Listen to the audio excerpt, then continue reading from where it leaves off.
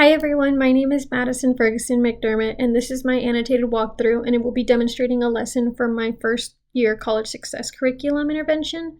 This curriculum was designed for first semester college students to support their transition into higher education by developing essential academic and personal success skills. Today's lesson comes from week 2 of the 4-week unit and focuses on time management and academic success skills.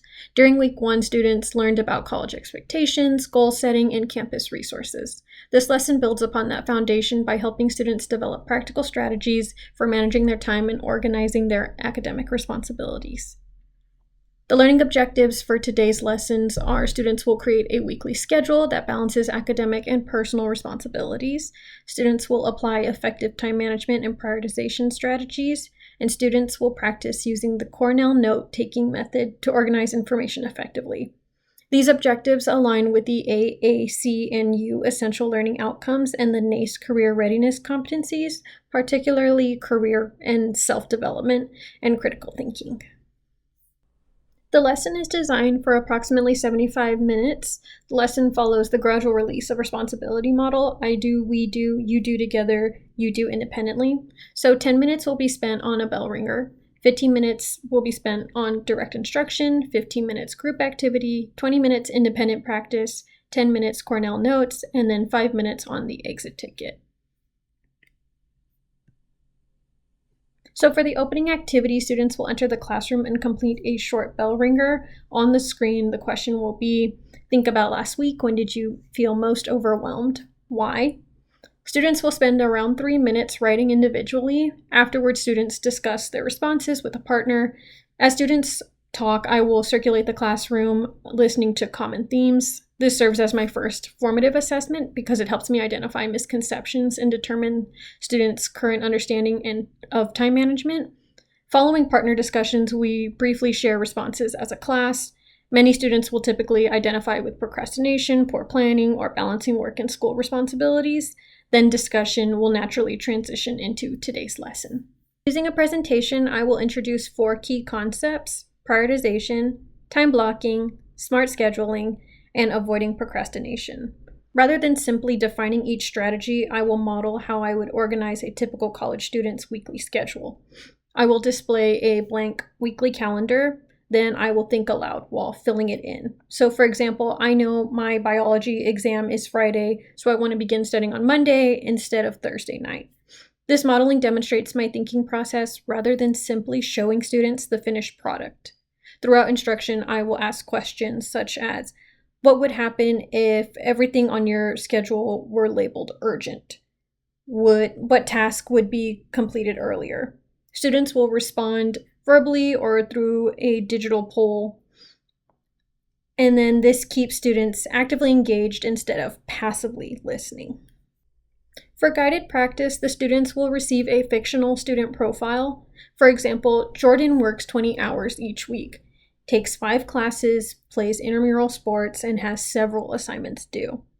Working in groups of 4, students must organize Jordan's weekly schedule, and each group will discuss what should be prioritized, where should study time be added, how can Jordan avoid procrastination. As students collaborate together, I will circulate around the room asking guiding questions instead of providing the answers. For example, what assignment has the earliest deadline? What happens if Jordan misses this class? This scaffolding will encourage students to think critically while solving authentic problems. Groups then briefly share their schedules with the class, and the students will compare different solutions and explain their reasoning.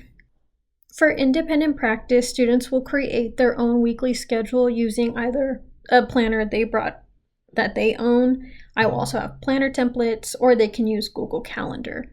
The students should include their class times, study sessions, work hours, meal times, personal commitments, self-care activities. Students should also identify one habit they want to improve during the following week. While students work independently, I will hold short individual conferences. During these conferences, I'll provide feedback and ask questions like, what challenges do you anticipate? What strategy will help you stay accountable?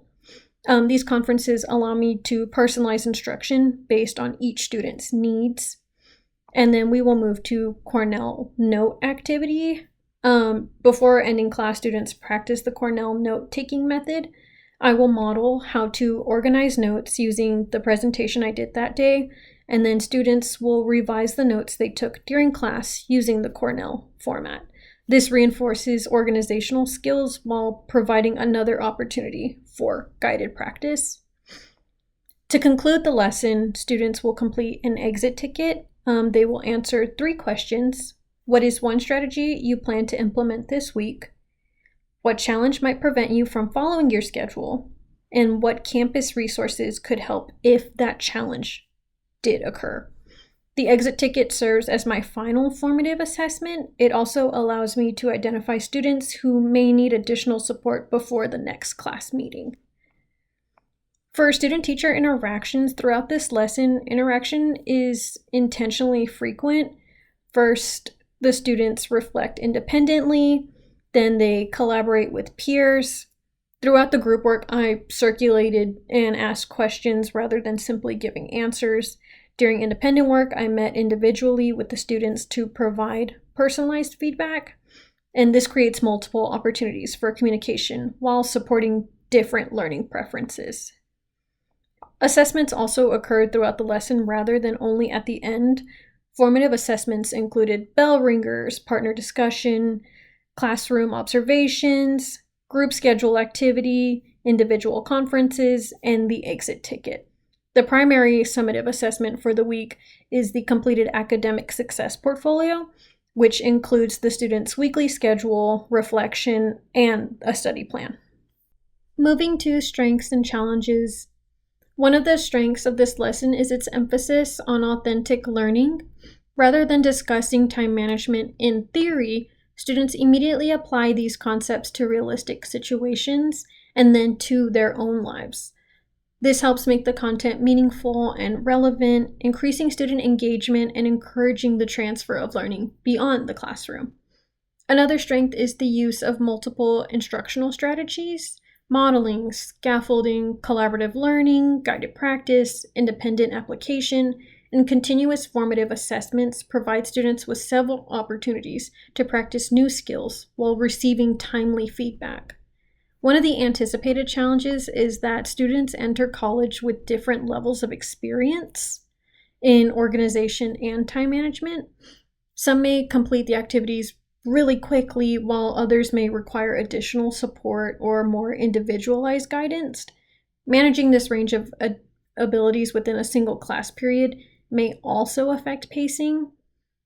If I were reviewing or revising this lesson after implementation, I would use data collected from the exit tickets, instructor observations, and student schedules to guide improvements. For students who demonstrate proficiency, I would incorporate extensions activities focused on a long-term planning or balancing multiple priorities. For students who continue to struggle, I would add additional modeling, optional workshops, or follow-up meetings with academic success coaches.